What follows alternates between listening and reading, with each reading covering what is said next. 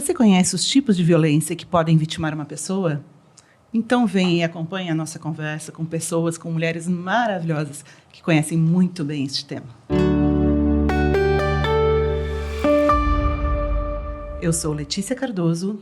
E eu, Paula Mello. E este é o podcast Pode Bem Mais. Essa é uma produção que trabalha temas intensos, mas de uma forma bem mais branda. Porque, afinal, com informação, você pode bem mais. E para falar um pouquinho do tema de hoje, Paula? Bom, esse tema aqui é bem intenso, então nós trouxemos aqui uma reverenda e uma delegada, que vão trazer os dois lados desse tema, que é incrível. São duas mulheres que sabem muito bem do que a gente vai falar hoje, né? A delegada Andréa Matos e a reverenda Elineide. Sejam muito bem-vindas, né? É um prazer receber vocês aqui no nosso podcast. Eu queria que vocês falassem um pouquinho de vocês. Delegada, por favor, se apresente. Bom, eu sou a delegada Andréa Matos.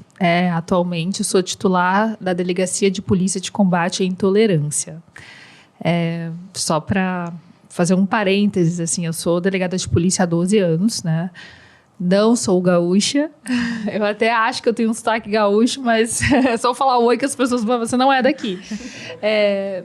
Amo a cidade, né? Já trabalhei em diversos locais e estou à frente há quase 2 anos dessa delegacia. E eu confesso, claro que a gente vai conversar melhor ao longo do debate, mas eu confesso assim, que eu nunca fui tão tocada, né, em todos os aspectos como estou sendo desde da assunção nessa delegacia. Reverenda. Bem, sou Elineide, sou reverenda da Igreja Episcopal Anglicana do Brasil. Também sou formada em serviço social e atuo como coordenadora da casa que acolhe mulheres em situação de violência na minha cidade, no estado de Rondônia. E lá também atuo à frente do Conselho da Mulher e coordeno a rede de enfrentamento à violência de gênero da minha cidade também. E nisso me traz, né, essa temática tão necessária e importante para a gente debater e dialogar. As pessoas, quando a gente fala em violência, elas geralmente pensam em agressão física, né? A gente sempre entra nessa questão, principalmente na questão de gênero, né, com as mulheres e tudo, mas existem vários tipos e muitas delas a gente tem dificuldade de perceber que está sendo vítima dessas violências, né? Vocês percebem dentro da atuação de vocês, tanto como reverenda, como delegada, essa dificuldade da vítima identificar que ela está sendo agredida, que ela está sofrendo uma violência por não ser uma questão física? Olha, para mim essa pergunta assim, é muito, muito importante. Inclusive, toda vez que eu vou falar sobre o nosso trabalho, eu faço questão de falar sobre essa questão da violência psicológica. Até em razão de todo o meu histórico profissional, né, eu tinha muito forte a questão da gravidade da violência física, né? Sempre tive isso em mente. Mas, principalmente, a partir do momento que eu comecei a lidar com a violência psicológica, hoje em dia eu posso dizer que a violência psicológica, ela, muitas vezes, ela é muito mais grave, causa danos muito mais severos do que a própria violência física. A gente vê que isso mexe assim, de uma forma com a pessoa, faz com que ela retome muitas vezes a traumas do passado e gera traumas também para o futuro. Na realidade, com certeza eu concordo com a delegada. Essa questão da violência psicológica, muitas pessoas não imaginam, mas ela está junto com todas as outras violências. Ela é a única violência que ela vem atrelada com as demais. E essa questão da violência física, mesmo ela sendo tão assim, mais gritante, mais fácil de detectar, ainda assim, até ela mesma, as mulheres não conseguem identificar que está sofrendo violência física e as demais. Se elas não têm essa facilidade de identificar a violência física, você imagina as demais violências, né? Entre ela a religiosa, a partidária, a psicológica mesmo. Sim. Então, é algo assim, bem difícil. E as pessoas pensam, mas se falam tanto dos tipos de violência, se fala tanto hoje da violência contra as mulheres, mas sim, a população, o público mulheres ainda tem essa dificuldade em identificar se está ou não sofrendo violência. Porque, na realidade, são situações já naturalizadas no nosso contexto que passa desapercebido, né? E acaba dando essa dificuldade para as mulheres identificar os tipos de violência sofrida. Eu acho que há um desconhecimento da população como um todo, né, assim, da sociedade, de entender esses vários tipos de violência. Até a gente foi procurar estudar um pouco mais o tema, né? E assim, eu vou até ler para não me perder aqui, tá? Que assim, a gente tem um guarda-chuva de 8 tipos de violência classificadas, né? Então, a violência física, claro, mais conhecida, né? A violência psicológica, como a delegada colocou, a violência sexual, a de gênero, como a reverenda citou ali, a violência econômica, a violência social, a violência institucional, violência moral, né, a institucional partidária. E eu senti falta de uma que seria a cyberviolência, que hoje também está na moda muito. Isso. Na moda não, é algo que a gente percebe muito dentro da tecnologia, do dia a dia que a gente utiliza, né? A grande questão dessa cyberviolência é que ela tem assim, algumas nuances, né? A primeira delas é que hoje em dia a internet é um espaço em que, de certa maneira, as pessoas se sentem muito seguras, né? Para escreverem e, enfim, colocarem o que elas quiserem, justamente em virtude dessa dita liberdade de expressão. Sim. E eu sempre vejo tudo na vida, tudo tem um lado bom e um lado ruim, mas o lado bom desse tipo de violência é que, dependendo do canal em que essa violência ela é perpetrada, facilita muito também para a polícia, né, dependendo da rede social, porque é mais um meio de prova. Porque uma das grandes dificuldades que a gente tem com relação à violência psicológica é a questão probatória. Né? É difícil assim, colocar em palavras, né, o sentimento daquela pessoa com relação a determinadas palavras que foram ditas, porque a violência física é muito, muito fácil, né, comprovar. E a gente até a questão da própria perícia, né, e outros tipos de violência também, a própria violência sexual, né, quando ela deixa vestígios, a própria violência também, a questão aqui não tem a questão patrimonial, a econômica, enfim, é mais fácil comprovar, né? Agora, a violência psicológica, eu reputo que é uma das mais complicadas, tanto para a identificação, né, quanto para que a vítima ela se perceba nesse ambiente também, porque existe muita questão da própria culpabilidade. Muitas vezes a vítima ela tenta encontrar, assim, poxa, será que eu fui culpada? Será que eu fiz alguma coisa para receber essa agressão? Né? Porque muitas vezes essa violência também ela se dá no meio de um imbróglio de situações em que a própria vítima ela fica em dúvida se ela está exagerando, se ela foi causadora daquela agressão. E, enfim, então eu reputo uma violência bem complicada na esfera probatória e na questão da identificação dela. Enfim. Essa questão do uso das redes sociais, os agressores utilizam muito para, inclusive, quebrar a medida protetiva. E muitas mulheres não identificam isso, né? Elas acham comum que eles podem entrar em contato através das redes sociais. E até mesmo como ferramenta de monitorar o dia a dia dessa mulher. Saber o que ela está fazendo, onde ela está. Então, como a delegada falou, é uma ferramenta, né, a mais para a gente também utilizar como prova, porém, ainda as mulheres não têm essa consciência, né, das redes sociais. E muitas delas também não conseguem identificar que, através das redes sociais, uma mensagem enviada para um parente, mencionando, querendo saber coisas dela, né, ou monitorando qualquer tipo de coisa, ameaça ou mensagem que é enviado, também é uma quebra de medida protetiva, né? Sim, que as mulheres um assédio, não... É um crime também, né? Em realidade, essa questão da quebra da medida protetiva é algo, assim, bem complicado também, que muitas pessoas falam assim, mas a medida protetiva é só um papel. Uhum. Porém, para a gente que lida com isso diretamente, a medida protetiva ela vai muito mais além que um papel, desde que ela seja utilizada da forma adequada, né, em todos os âmbitos, desde a procura presencial dessa mulher, desde a procura dos parentes, desde a mensagem nas redes sociais, é uma quebra de medida protetiva. E a mulher também, além do dever, do direito, ela tem o dever também de ir até a delegacia, fazer o boletim de ocorrência e dizer, olha, está havendo esse contato, né, através das redes sociais, pessoalmente, através de parentes, mas as mulheres não têm esse conhecimento, elas acham que é só ter o papel e a mágica vai acontecer. Não, tudo só acontece se cada um fizer o seu papel, né? Inclusive a mulher de ir lá e dizer, a delegada não vai adivinhar que o agressor está descumprindo com a medida protetiva. E aí ela entra em ação a partir desse momento que ela é acionada, né? As pessoas elas têm uma certa dificuldade, às vezes, em entender as violências relacionadas e interligadas, né?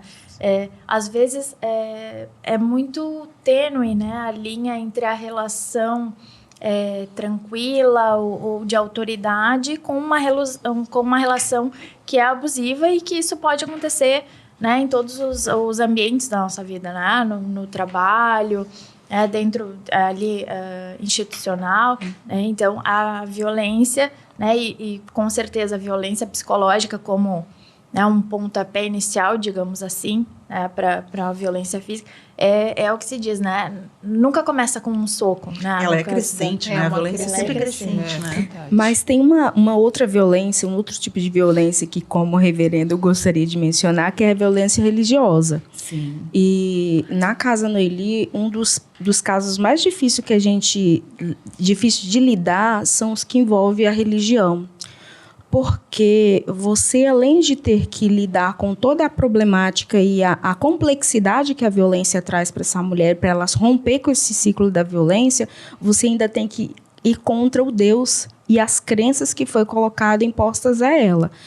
E a maioria das mulheres, ao procurar as suas lideranças religiosas, elas se deparam com a dificuldade de as lideranças religiosas orientarem elas a orarem mais, a fortalecer mais a sua fé. A fé dela está enfraquecida, que ela precisa conversar e dialogar mais com o seu companheiro, com o seu agressor.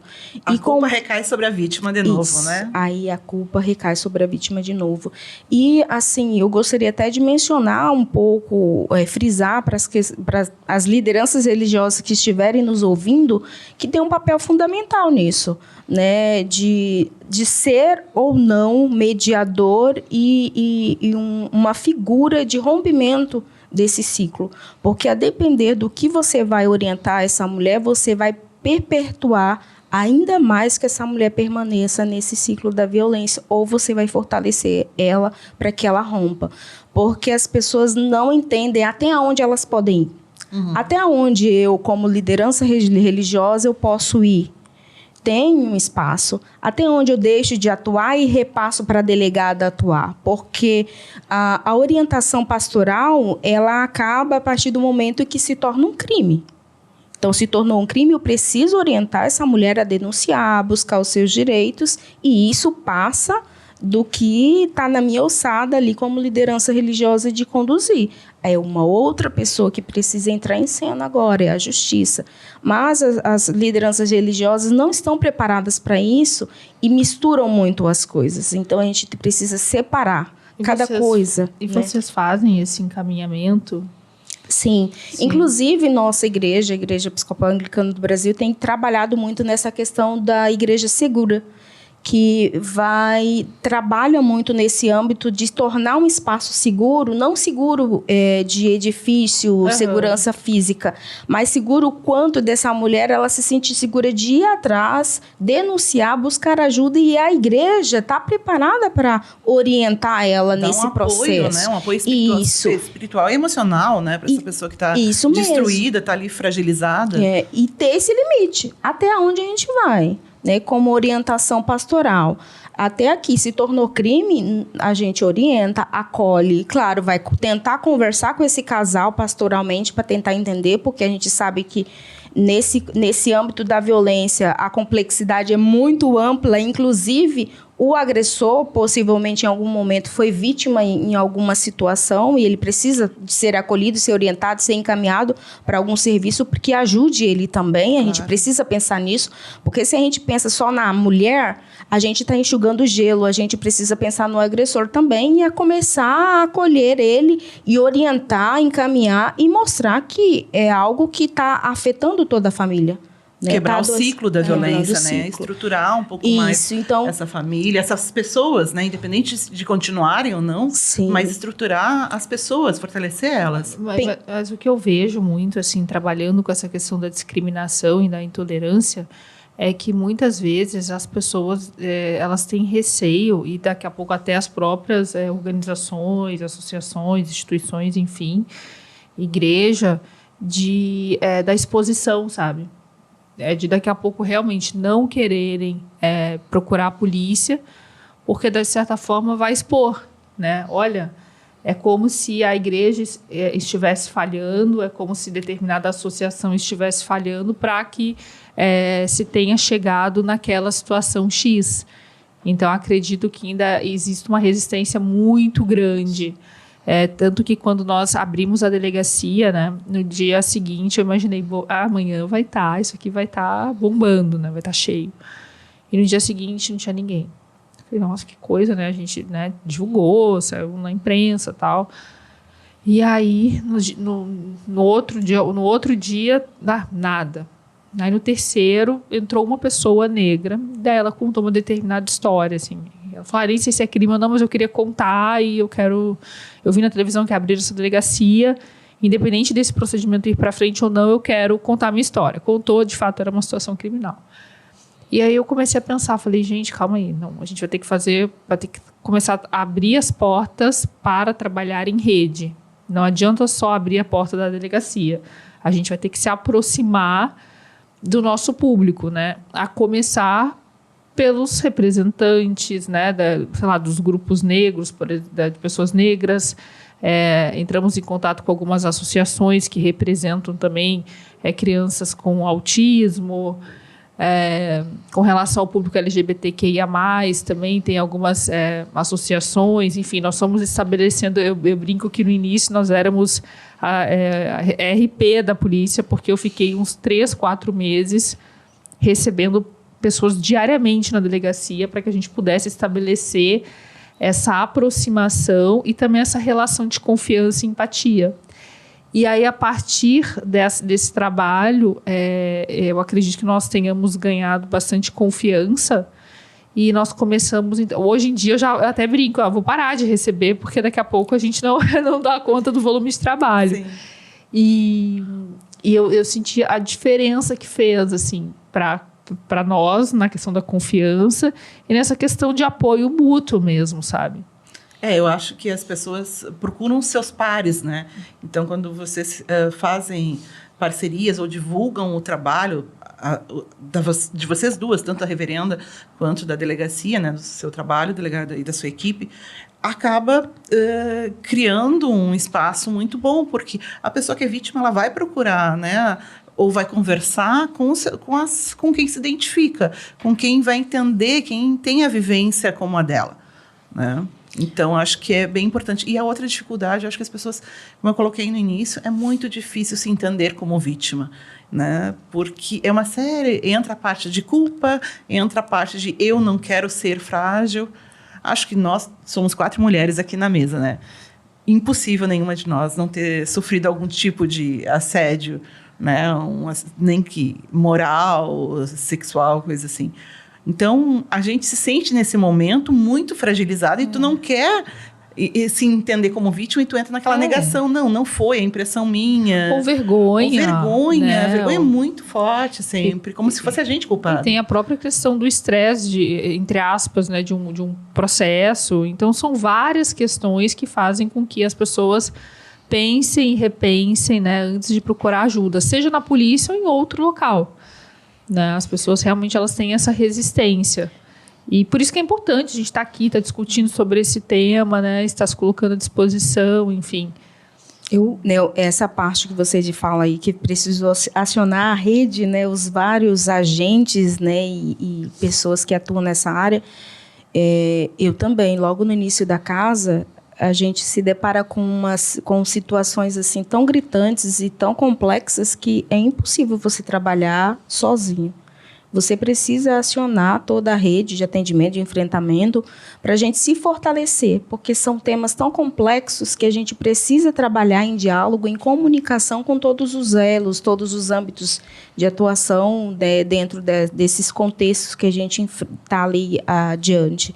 E é muito importante a gente falar sobre rede, né? Cada órgão, claro, fazendo e desempenhando o seu papel, mas, ao mesmo tempo, encaminhando para os diversos órgãos e cada um fazendo sua parte, mas de forma uniforme, com comunicação, né? Isso é muito importante e isso traz um resultado muito mais positivo, né, nesse embate desses temas emblemáticos. E sabe que até lá na delegacia, né, a gente sempre se preocupou muito com essa questão da geração da empatia. Porque muitas vezes, para fazer com que a pessoa se abra, né, principalmente na polícia, né, que já tem uma imagem, né, pré-construída, a gente precisa ter uma forma específica de falar, né, para que a pessoa realmente não tenha vergonha, ou ela fique muito à vontade.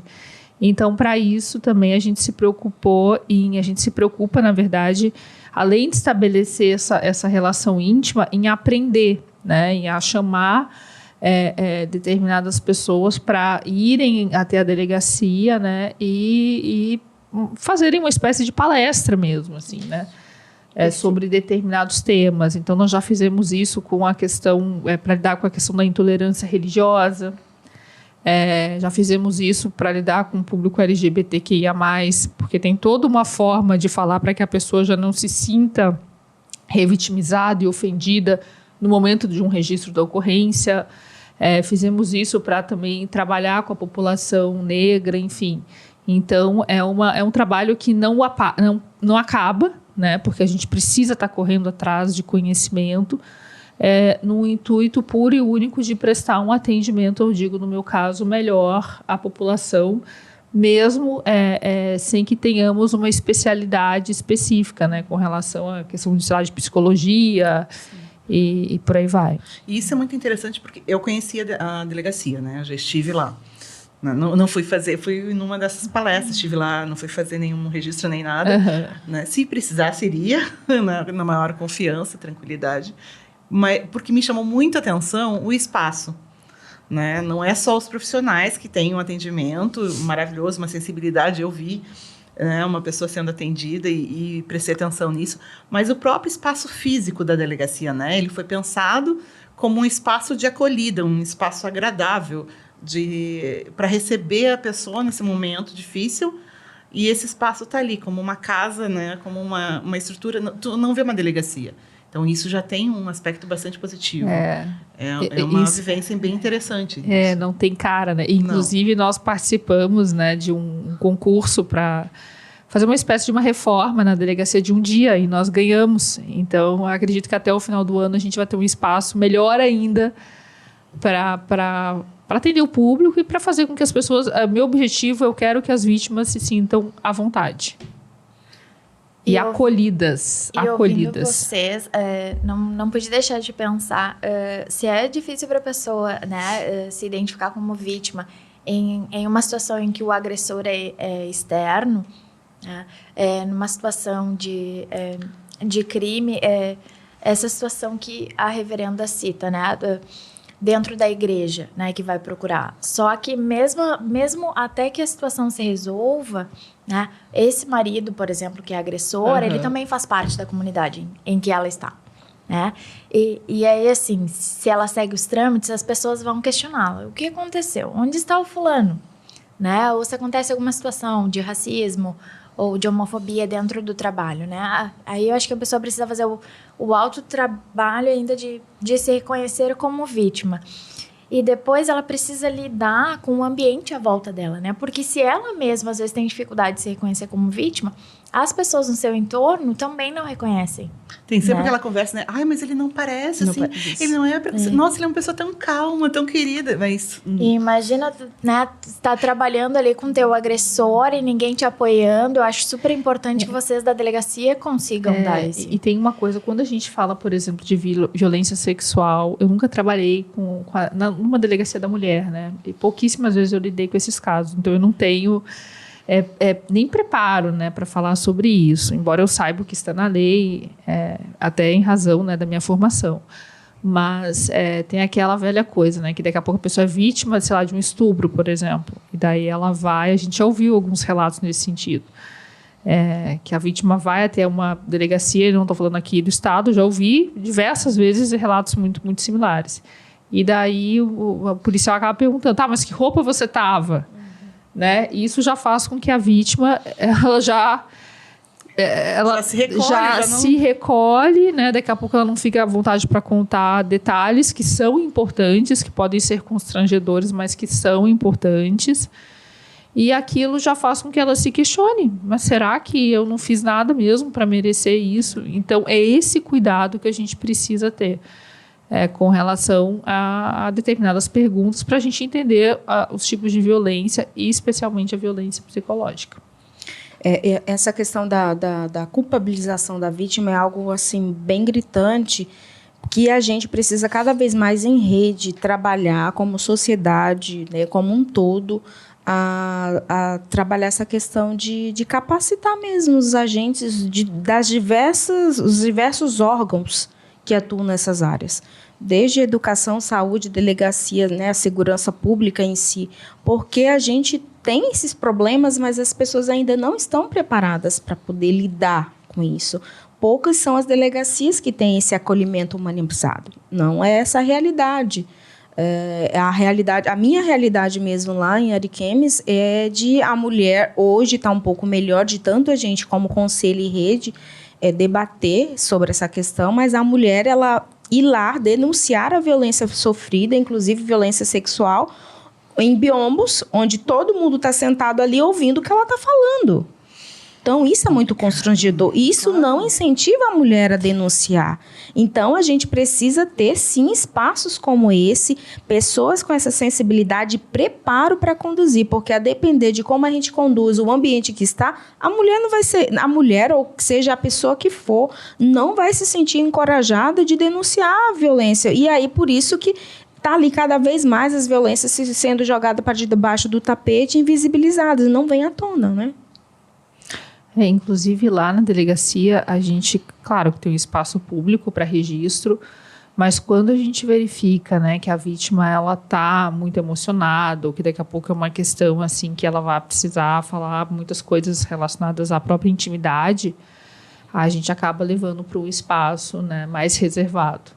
Inclusive tem uma sala, não é exatamente um isolamento acústico, assim, mas é uma sala que ela tem, né, uma parede um pouco mais alta, na verdade, que vai até o teto, para que pelo menos visualmente a vítima se sinta mais à vontade para conversar, para fazer o registro, né? Isso, graças a Deus, os policiais eles têm essa percepção, né? Quando a gente vê, não, melhor, então vamos tirar daqui daqui a pouco chega alguém, ou a vítima, quando vê que a vítima não está muito à vontade, que ela, né, está emocionada, a gente acaba fazendo isso. Mas, né, claro, é difícil, né, que todas as delegacias tenham um espaço como esse, mas trabalhando com com a nossa temática, é inaceitável que nós não tenhamos um espaço assim.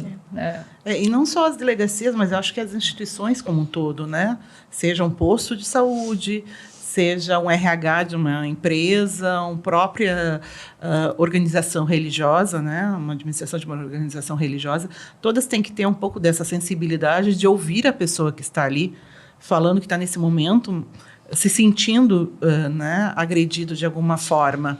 É que, na realidade, a gente não para pensar em algo. A gente fala, incentiva a mulher a denunciar, incentiva as pessoas em falar sobre a violência sofrida, mas a gente incentiva, mas a gente não está preparado para receber isso. Para ouvir muitas vezes. Para encaminhar, não está. Então, a gente incentiva a mulher, né, as pessoas a denunciarem a violência sofrida, mas a gente não tem se preparado para acolher isso. Então, aí isso acaba lá na ponta, quando a pessoa se encoraja em denunciar, se frustra e recolhe a sua denúncia e não vai até o fim. E isso causa diversos processos que não dão continuidade, até mesmo em juízo, depois a pessoa retira tudo o que disse, porque teve um longo processo onde essa pessoa foi desmotivada em não trazer mais a violência sofrida. E isso é muito triste. E isso tem feito com que a nossa população, a nossa sociedade se torne cada vez mais adoecida, porque as pessoas guardam, então, para si essa ferida, né, essa mágoa, esse constrangimento, essa violência sofrida, que ela poderia, talvez, claro, não reverter o que passou, mas ela se sentir acolhida a ponto de ela ressignificar essa dor, né? Mas é feito o contrário. Né? A depender de como é conduzida, a gente fortalece ainda mais a dor, e não a força de ela ressignificar e até mesmo de se tornar exemplo para outras pessoas. Acaba se tornando exemplo contrário. Né, efeito robótico, né, daquela pessoa que sofreu a violência. Não, você não mexe com isso, não, porque foi comigo, foi assim, não deu certo, a justiça não funcionou. No caso de mulheres mesmo, nós acolhemos muitas mulheres que não passou pela casa uma vez só, ou não denunciou apenas uma vez, mais de uma vez, e nunca deu em nada. Mas por quê? Porque não teve a condução correta de como é feito o passo a passo, né? E não teve um suporte por trás, né? Isso. E não é que não tenha justiça, que não tenha uma solução ou, né, uma continuidade nisso, mas é como é conduzido. Né? De como é conduzido, isso pode gerar uma frustração e um resultado negativo. Eu acho que uma das questões, a sociedade minimiza muito, né? Como a gente estava falando da agressão física, se a agressão física, muitas vezes, a pessoa tem a prova no IML, né? Vai lá e faz tudo, e as pessoas dizem, mas tu apanhou porque tu fez alguma coisa, tu irritou Sim. outra pessoa. Então, os outros tipos de violência, mais ainda, são desqualificados. Né? E não tem esse apoio. Então, acho que é importante também, como sociedade, e até essa, uma das ideias do podcast, do projeto que a gente realiza, de passar para as pessoas esse tipo de informação, de não desacreditar, de não tirar o que a pessoa está falando ali, não tirar a dor dela, né? Não reconhecer essa dor. É importante que tu dê voz para a pessoa e que tu dê respaldo para essa pessoa. E se tu não souber lidar com isso, buscar ajuda de quem sabe, né? Mas não desqualificar essa pessoa. E na nossa sociedade a gente faz muito isso até por falta de conhecimento também. Né? Eu acho que dentro também dessa temática de preparo mesmo em quem conduz, é uma situação que a gente precisa também ter muito cuidado. Muitas vezes, até mesmo como conhecido, familiar dessa pessoa, a pessoa vai e abre para a gente que está sofrendo violência. E a gente, nesse despreparo em receber a denúncia, acaba expondo ainda mais a pessoa. Vamos falar com fulano, você conta para ele. Aí chega lá, conta para fulano. Não, vamos então falar com ciclano, né? E, enfim, até chegar na delegacia, essa mulher tem que falar de novo sobre aquela violência. Reviver, e isso também é um ponto que desmotiva muito. As pessoas acham que quando ela recebe, a pessoa fala para ela o que está sofrendo, a mulher, né, aqui especificamente, da violência sofrida, acha que tem que saber dos detalhes. Não, se a pessoa quer falar, ok. Mas se ela falou para você, não fica perguntando detalhes de como aconteceu, quando aconteceu, quem foi que fez, como fez, quem estava perto, quem não estava, onde foi. Não, acolhe, orienta, tenta ter tranquilidade. Quem tem que fazer isso é a delegacia, para ter detalhes, provas para isso, né? A gente não precisa ficar esmiuçando. Então, eu acho que a gente, principalmente brasileiro, é muito assim, né, fervoroso, né? E a gente acaba expondo também a vítima. Então, a gente também pensar nisso, né? Sim. Mas sabe que tu falaste nessa questão da informação, né? E isso daí é uma coisa assim, por isso que eu falo de novo do trabalhar em rede. Eu bato nessa tecla, assim, eu vou bater para o resto da minha profissão. Porque tem um outro lado também, né? Porque o que a gente recebe ali? Muitas das pessoas, elas acham que elas vão resolver todos os problemas ali na delegacia. E às vezes a gente tenta explicar, né? Olha, para isso tu tem que procurar tal lugar, para aquilo tu tem que até, né? Daqui a pouco tem que ver um advogado. Para isso, acho que tem que procurar um posto de saúde. E muitas vezes a pessoa se revolta porque, né, para resolver uma situação, muitas vezes tu tem que fazer um grande movimento. que independe tão somente, né, da polícia ou da igreja, ou enfim. Eu sei que a vítima de qualquer crime que seja, né, que seja de um roubo, que seja de um estupro, enfim, ela tem, realmente muito importante. Aí eu já falo de uma outra rede, né, o apoio, sei lá, da família, de amigos, porque ela vai enfrentar, de certa maneira, até uma peregrinação, né, para conseguir resolver uma determinada causa. E aí é importante que cada um esteja bem preparado no seu papel para que possa prestar o melhor auxílio possível. E toda vez que eu falo sobre o nosso trabalho ali, eu faço questão de frisar, né, que a gente tem ali a nossa atribuição, a gente tem a boa vontade, mas a gente também tem que respeitar a legislação.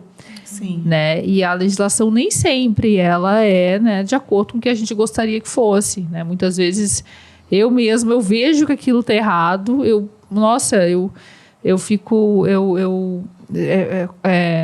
até com pena às vezes da vítima, eu acredito que aquela situação ocorreu, mas muitas vezes a gente não consegue provar. As limitações, Tem as limitações, E acontece, poxa, mas né, não fizeram nada, mas muitas vezes não fizeram nada porque não tinha condições. A instância superior está te limitando para isso, a né? gente tem alguns limitadores. E as pessoas também não se dão conta, né, nessa questão de ter os mecanismos para fazer com que esses passos realmente sejam concluídos e cheguem a um resultado positivo, né, dentro do processo judicial. Ele me contatou, ele me mandou uma mensagem. Ele me mandou mensagem pelo Facebook. Tá, cadê? Apaguei. Uhum. Né? Então, precisa de uma contribuição também, né? Uma contribuição. É preciso... E isso é uma questão de informação, né? Que nem a questão da acolhida. É muito fácil chegar para uma mulher com filhos, que depende do marido, e dizer, não, ele tá te agredindo, separa, mas... O que ela vai fazer? Para onde ela vai? Como é que ela vai? Ou um jovem LGBT que está sofrendo violência, né? Sofrendo de homofobia em casa.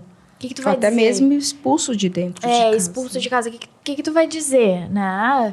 Não, aguenta aí porque tu não tem para onde ir, né? Ou sofrendo algum tipo de violência dentro do trabalho, ou dentro da igreja, do seu grupo, né? Então, a gente precisa...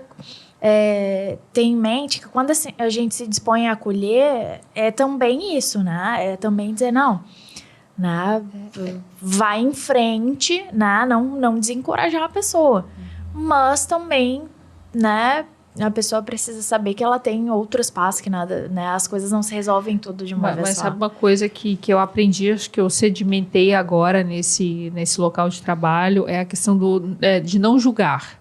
Sim. Né? É muito importante tu não julgar. Primeiro que quando tu tá exercendo uma determinada profissão, você tem que se despir das suas convicções pessoais, crenças, filosóficas, políticas. Então, isso eu sempre eu tenho isso em mente. No momento que eu estou no local de trabalho, ninguém tem nada a ver se eu tive uma noite ruim, né? Ou se eu sou contra determinada posição. Enfim, eu tenho que me despir disso tudo. E o nosso papel deve ser não julgar mesmo. Não julgar. Estar disposto o que aquela pessoa precisa para ela se sentir melhor, né? Como é que a gente pode auxiliar. Então, a partir do momento que a pessoa nos dá uma resposta positiva com relação a isso, né? Até onde a gente pode ir, claro que a lei nos permite, levando em consideração todas as questões legais. Então, aí nós auxiliamos, né, da maneira que para ela ficar melhor, sem essa questão do julgamento. Pensa bem, né? A não ser que ela pergunte quais são os prós, quais são os contras. Eu acho que além do julgamento, a questão de comparar as dores, né? Não, mas eu já passei por algo parecido, não nem isso passa. Não, para cada um bate diferente, né? Isso. Um tipo de agressão bate diferente para cada um, dentro da sua realidade, da sua vivência, das suas expectativas. Meninas, o papo tá ótimo, mas eu vou pedir para produção. Produção, quanto tempo nós temos ainda aqui? Porque o nosso cronômetro apagou. Vamos. Será que estouramos o tempo? Será que estouramos o tempo ali no cronômetro? 20 minutos? Temos mais 20 minutos, então? É isso? Ó, show de bola. Eu queria fazer um comentário aqui que a reverenda falou, né, também, sobre tratar também o agressor, né? A nossa igreja tem uma cartilha, né, de prevenção e enfrentamento à violência, já está na 3ª edição, e às vezes as pessoas acham que essa cartilha ou materiais, que eles são destinados só à vítima, né? Mas não, na verdade, toda a sociedade precisa ser informada, né, e precisa de um trabalho, porque... Bom, dependendo da situação, vamos colocar assim que o agressor pode não se identificar como um agressor. Né? E as outras pessoas também precisam se informar para, de repente, detectar, né, que estão presenciando, porque às vezes a gente está perto, a gente está junto e a gente não está se dando conta do que a gente está presenciando também. Né? Então, toda a sociedade precisa. E sabe uma coisa que é muito importante? A gente trabalha na polícia de uma forma geral, desculpa, e na delegacia especificamente, a gente tem um programa institucional que se chama Programa Papo de Responsa, em que a gente vai nas escolas, né? E já chegamos a fazer também com um grupo de professores, enfim. São conversas, assim, bem formais, né? Conversas rápidas, né? De 1 hora, 1 hora e pouco no máximo. Quando é adolescente, ali 50 minutos, já não prestam atenção. Já não saturam rápido. Em que a gente faz esse trabalho preventivo também, de conscientização, sabe? Primeiro, de identificação. É muito curioso que, às vezes, ao final das palestras, tem pessoas... às vezes vem, né? Os adolescentes e fazerem algumas perguntas. Que eu tenho um amigo que não sei o que. Você tem um amigo, conta a história primo, do seu amigo, do seu primo. E esse trabalho de conscientização é essencial. É essencial que a igreja faça. É essencial que os órgãos públicos façam. E é interessante que quando a gente faz questão de ir, tem até um uniforme desse programa institucional. Né? Às vezes eu vou com a camisa de Papo de Responsa e alguns policiais trabalham comigo, né? E aí eles vão montados. E é claro, os adolescentes adoram. Né? E é muito interessante porque é um papo leve, né? Que gera uma aproximação com o adolescente. E eu acho que pelo retorno que a gente tem, de certa forma, transforma pelo menos parte daquela plateia. A gente tem retornos muito positivos, assim. Então, claro, dentro das nossas atribuições, a gente discute questões, né, relacionadas ao trabalho ali, da LGBTfobia, do racismo, né, de questões relacionadas a questões religiosas, né, preconceito religioso e por aí vai. Hoje, dentro da delegacia, o que mais está aparecendo para vocês de combate? A questão relacionada à cor. A cor. Na verdade, desde o início é assim. Aí, seguido das questões envolvendo o público LGBTQIA+, que a gente teve uma grande resistência. Eu imaginei que nós teríamos muito mais denúncias do que nós temos. A gente tem bastante, mas elas foram vindo em decorrência desses contatos, né? E depois aí vem a religiosa, que também tem muita coisa relacionada à questão do próprio antissemitismo, né? Que é uma questão religiosa, uma questão... aí já é meio que multidisciplinar, né? São vários tipos de preconceitos e violências. Isso, E agora está começando a aparecer bastante a questão relacionada aos deficientes, especialmente crianças autistas. Mas são mais, assim, violências nesses grupos todos. Denúncias psicológicas são. Eu estava dando até um exemplo, estava conversando com a reverenda agora há pouco. Assim, tem casos que... por exemplo, a pessoa, né, ela consegue um determinado emprego, aí lá pelas tantas, né, o superior vira para ela e fala, olha, ou tu alisa o cabelo ou tu corta, porque seu cabelo não combina aqui com a nossa com a profissão, com a empresa. Aí já tivemos casos, por exemplo, em que 5 pessoas ocupavam o mesmo cargo, recebiam o mesmo salário, e uma delas era homossexual. Todas tinham direito ao armário, menos esse trabalhador homossexual. Então, são coisas muito sutis, às vezes, sabe? Por que só essa pessoa não tinha um armário? Se todos exerciam exatamente o mesmo cargo.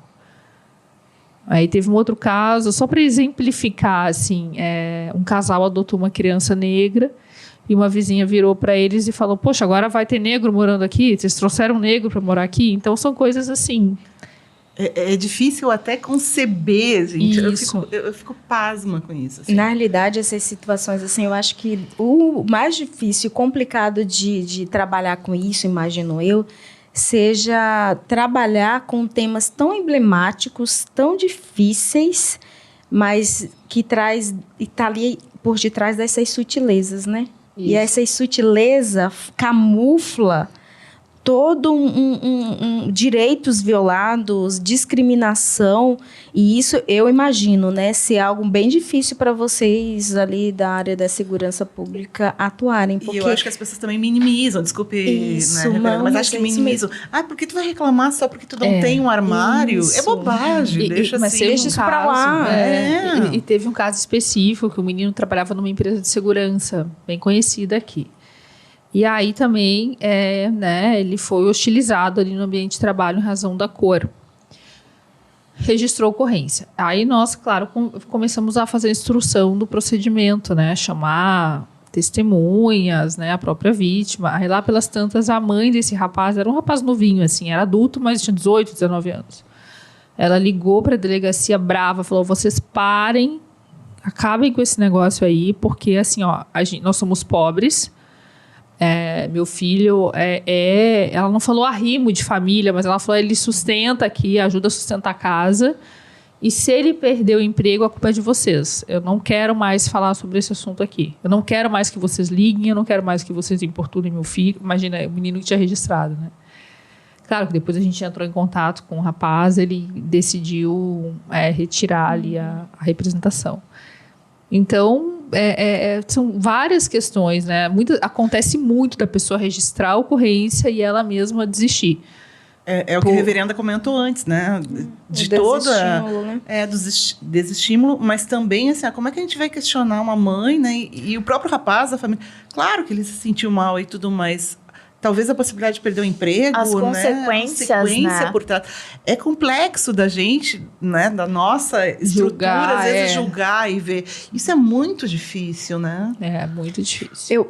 Eu sempre trago isso para a questão das pessoas dizerem, mas na realidade das mulheres em situação de violência, mas ela não denuncia porque não quer. E eu sempre costumo dizer que a mulher, a denúncia está muito mais além do querer da mulher. É tão complexo romper com essas barreiras, né, com o ciclo da violência, que as pessoas acham ser muito fácil ir lá e denunciar, separar, né, processar, mas elas esquecem o que está por trás disso. A questão financeira, a quantidade de filhos, essa mulher não tem independência financeira, nunca trabalhou, não concluiu os estudos ou nunca estudou, enfim... Diversas coisas que a maioria dos casos não é só um caso, uma situação dessa não. É todas essas situações que eu mencionei em um caso só e mais um monte de coisas que faz com que essa mulher pense, repense em não denunciar. E quando denuncia, ela vai lá e retira a queixa.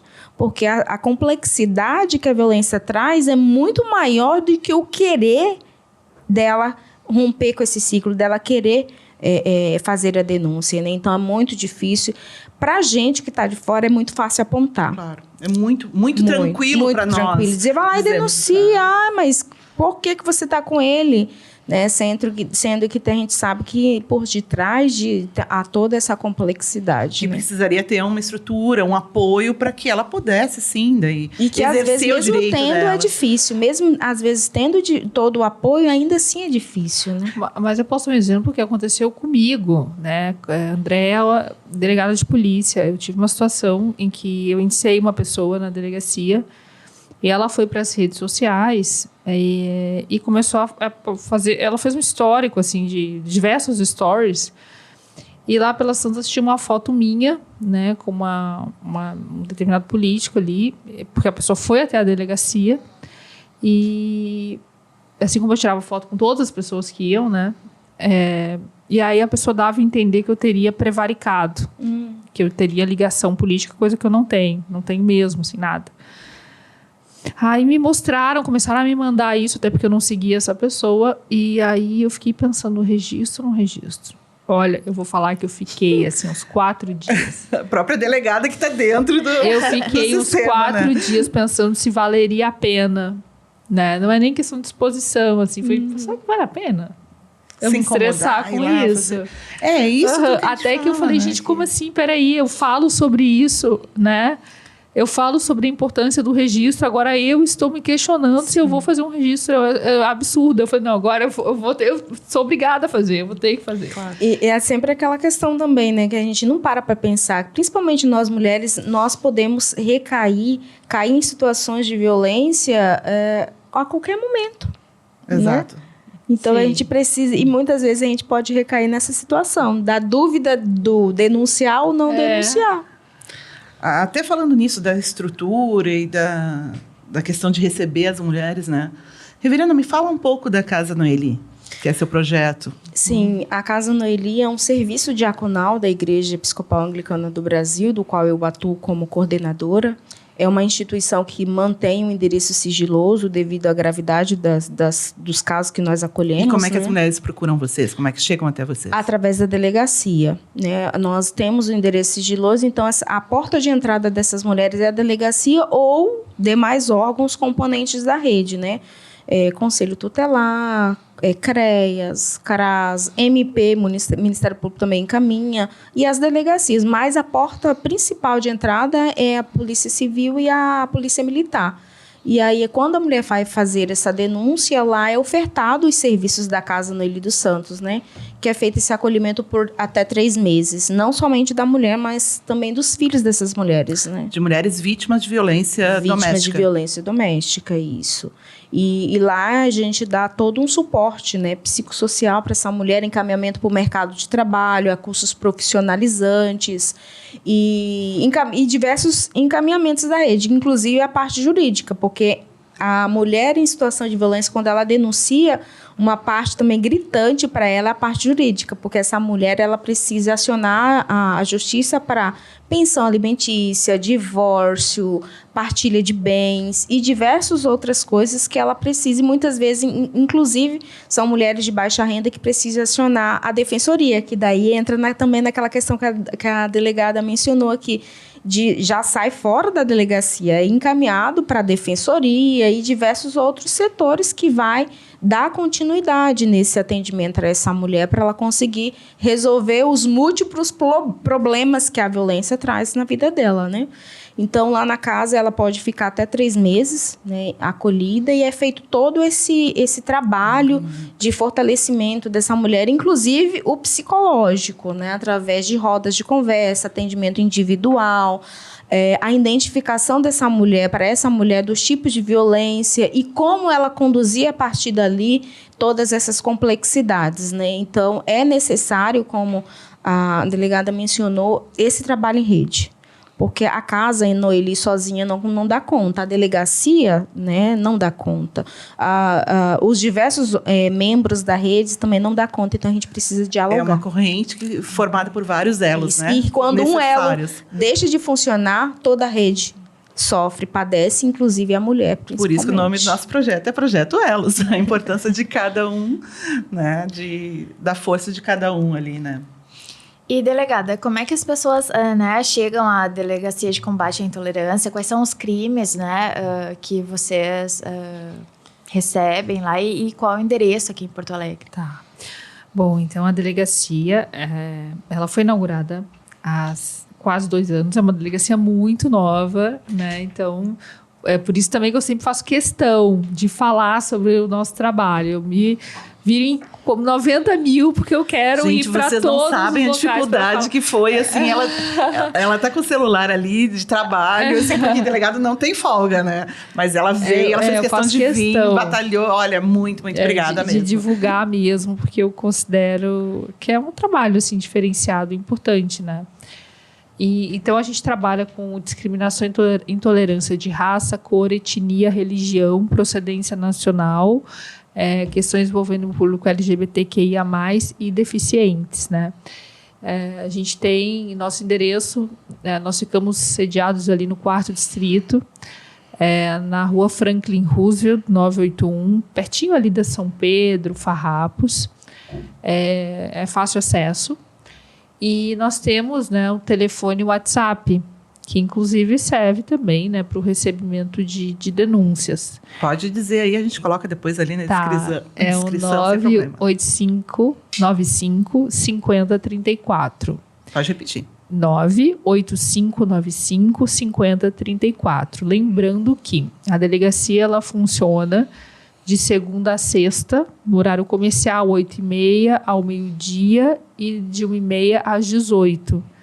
Né? Mas, de qualquer maneira, o registro de ocorrência em si ele pode ser feito pela delegacia online, né? E depois essa ocorrência é remetida ali para nós, para que a gente faça a instrução no procedimento. E pode ser feita também em qualquer delegacia, o que significa que daqui a pouco um crime ocorreu lá na Restinga, né, que é um local diametralmente oposto à localização da delegacia.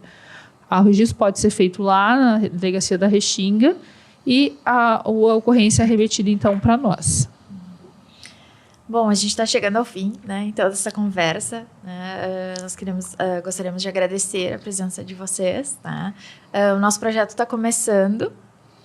É bem importante a presença de vocês aqui, esse trabalho incrível que vocês duas fazem. Né? Muito obrigada pela participação de vocês.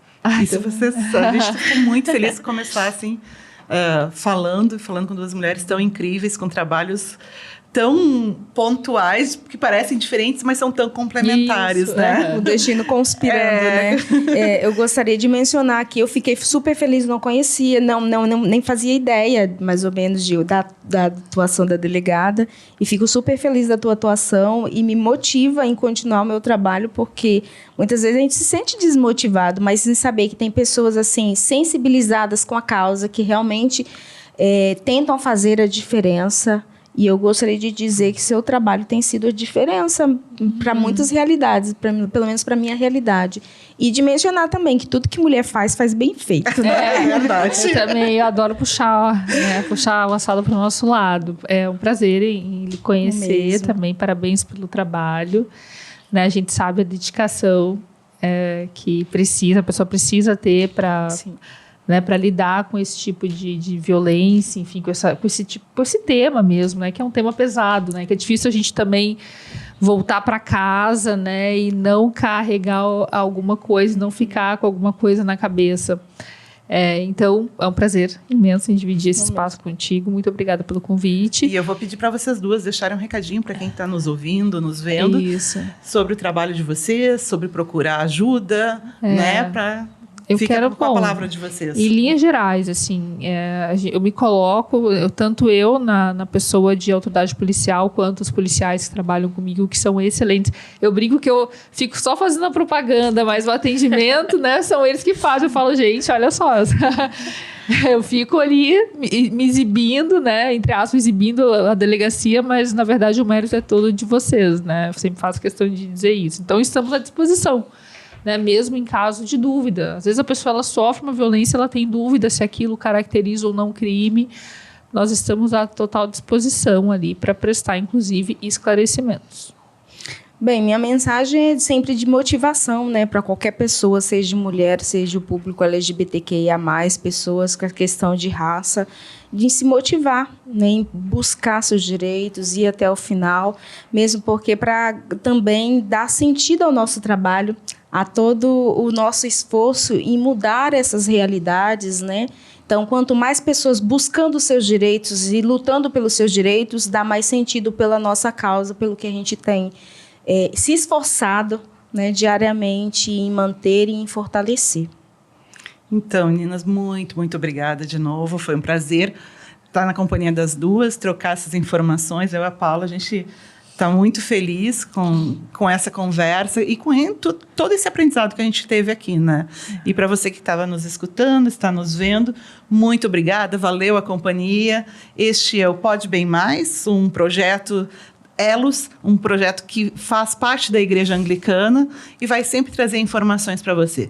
Gostou? Curte, compartilha, siga a gente nas redes sociais, tá? Vamos trocar informações, vamos minimizar os riscos sociais e emocionais e vamos fortalecer as pessoas para que elas busquem os seus direitos e se sintam melhores. Super beijos!